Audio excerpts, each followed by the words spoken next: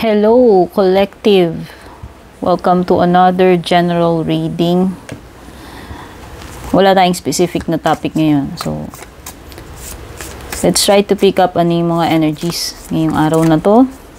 Ayan. Thank you so much doon sa mga nag-subscribe, nag-like and follow sa aking YouTube and Facebook.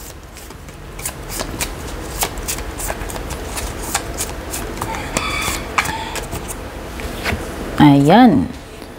Kung bago kayo dito, please don't forget to like, share, follow, and subscribe. Merong Scorpio. Correction. Scorpio energy.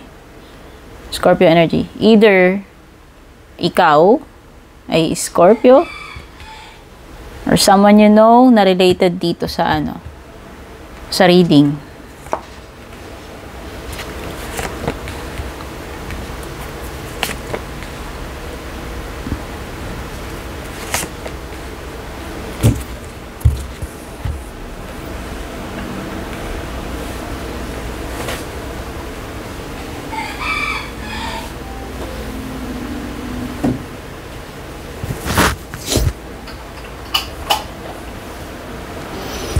Okay, himay-himay na natin to. You have 3 wands. Naghihintay. Naghihintay ka ba kung kailan ka makakaalis? Or naghihintay ka for someone or something? Kung babalik pa ba ito sa'yo? Naghihintay ka ba ng opportunity? Naghihintay ka ba ng person? Kung babalik pa sa'yo? No? So, nakikita ko dito, pwedeng ikaw ay nagiging impatient. Or yun nga, kung hindi ka naman nagiging impatient, naghihintay ka lang.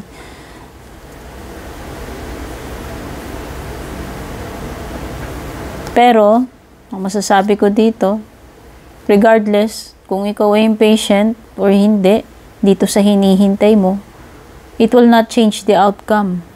No? Hindi mababago yung magiging resulta or yung outcome nito. Maging patient ka man or hindi. You also have the Death card, which is Scorpio energy. Yan. Pwedeng ikaw ay Scorpio or merong Scorpio dito sa sitwasyon mo. This is a situation na kahit mahirap, dapat tanggapin mo. Okay? Parang meron ditong, parang alam mo yung initiation. In order to enter something, parang kailangan mo munang mag-suffer. Parang may ganong klaseng energy dito. Parang, kumbaga no pain, no gain, or no pain, no glory. Kumbaga, kailangan, you have to learn the hard way. Kailangan mong dumaan sa mahirap na proseso. Parang baptism by fire. Yun na nga, sabi ko nga, di ba, parang initiation, di ba? Minsan sa mga frat, ganyan. Ay, hindi pala minsan, yung mga frat, minsan, dadaan ka muna sa ganitong proseso, mahirap, no? Bago ka maging worthy, yan. Bago ka maging worthy to enter their group or their brotherhood. So, meron parang some kind of initiation dito. Kumbaga, this will be very difficult or hard to accept na sitwasyon. Pero kailangan mong dumaan dyan or else there is no other way, kumbaga no choice ka, kailangan mo pagdaanan to, parang may ganun, no? Sabihin na natin that is also about transformation. So may mga pagbabago, may mga bagay dito na hindi na babalik sa dati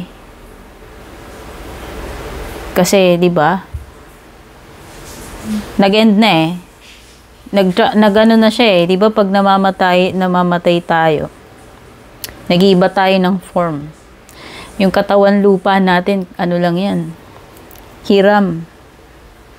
We return to being, we return to being spirito. No, nag-iba na yung composition. Parang science, chemical change. 'Di ba? Pag sinunog mo yung paper, hindi na siya kagaya nung dati. Nagkaroon na ng chemical change. Ito yun. Ito yung nangyayari sa'yo. Ngayon, you are, you are evolving or transforming into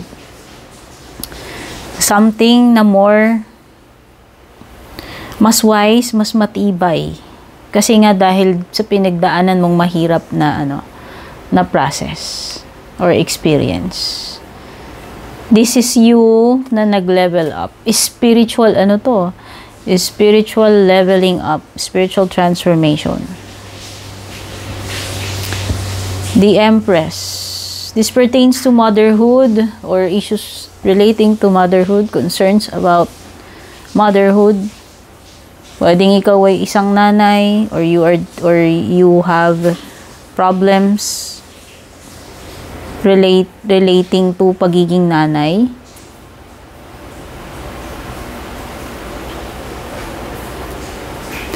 Minsan lumalabas to pag kailangan mong alagaan ng sarili mo. Self-care, self-love. Mothering yourself, taking care of your needs. Kumbaga, kung naaalagaan mo yung iba, you should also take care of yourself. No?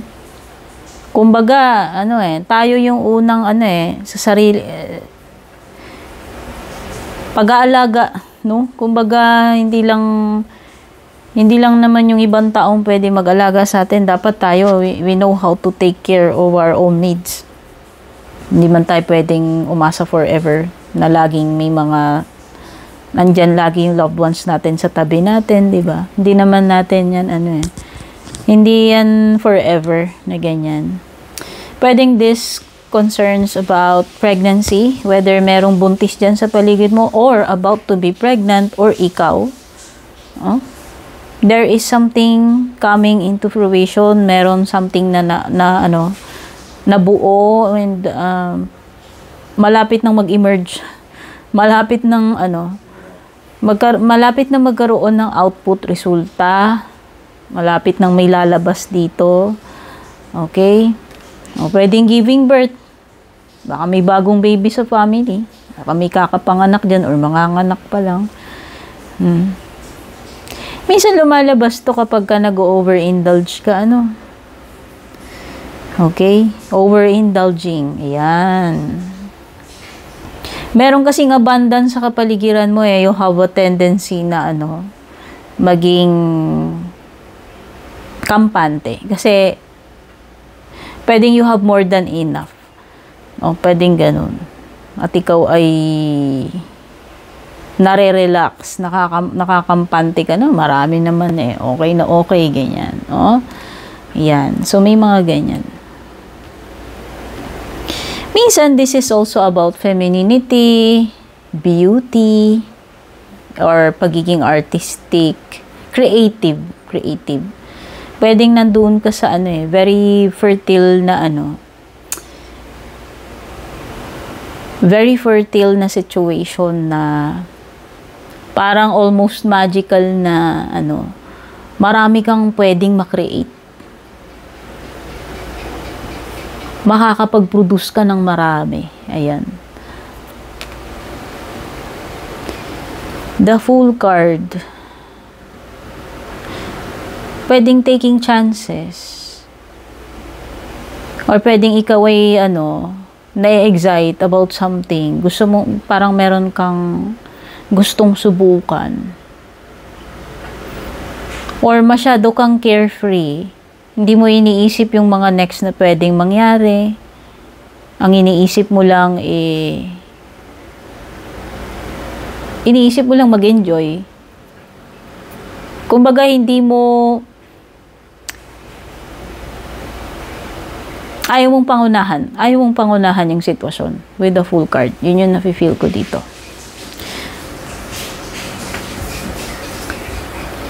Mag-ingat ka lang dito kasi kapag masyado kang naging kampante or reckless, no, pwede ikaw na mag-suffer ka doon sa mga hindi magagandang consequences kung magkakaroon man ng problema dito. Kasi nga pwedeng pumapasok ka ito kasi the Fool, parang pumapasok siya into something na zero knowledge, zero experience siya doon sa pinapasok niya. Yung tipong talagang nag-e-explore, nag-adventure, nagsisimula pa lang, no? Kumbaga, along the way, doon pa lang niya madidiscover yung mga dapat niyang madiscover. So, ayan. There is a sense dito ng new experiences or possible na may mga surprises,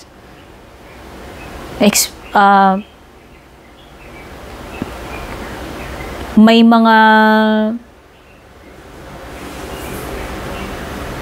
mga madidiscover ka, may mga makikilala ka, may mga matututunan ka. Ayan.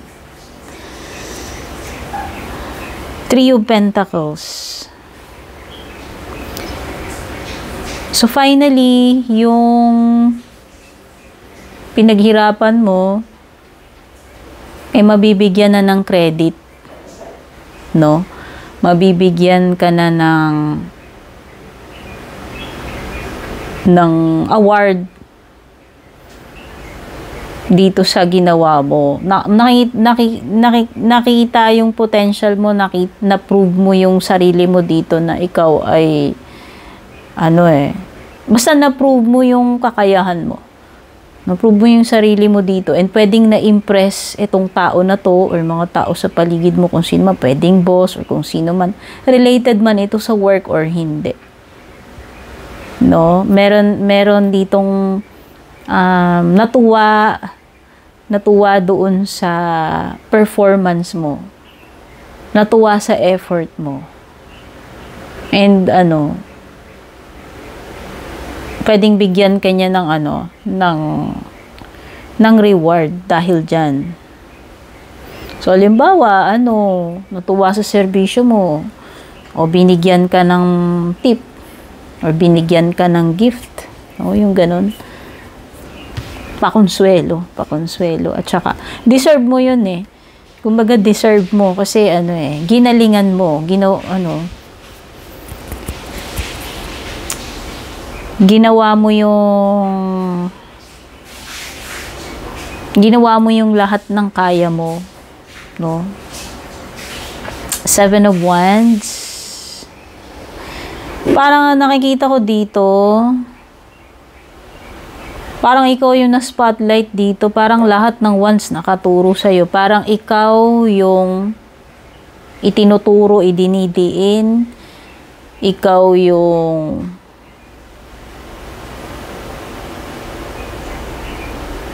sa'yo, parang sa'yo yung, parang ka naging scapegoat.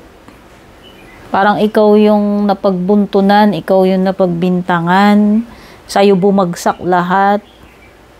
At mukhang kailangan mong, i-prove. Kailangan mo i-prove yung sarili mo dito. Kasi kung talagang mali yung itinuturo nila or ipinapasa nila sa'yo, diba? You have to defend yourself, or you have to prove this person or these people na hindi ka guilty, na wala kang kasalanan dyan, hindi ikaw yung responsable dito sa kung ano man itong itinuturo nila sa'yo or ibinibintang, ipinapasa. Okay, thank you so much everyone. So, pretty much ito yung mga energies na nakuha ko para sa araw na ito. At kung nakarelate naman kayo, don't forget to like and share. Take care. Kita-kits sa ating next reading.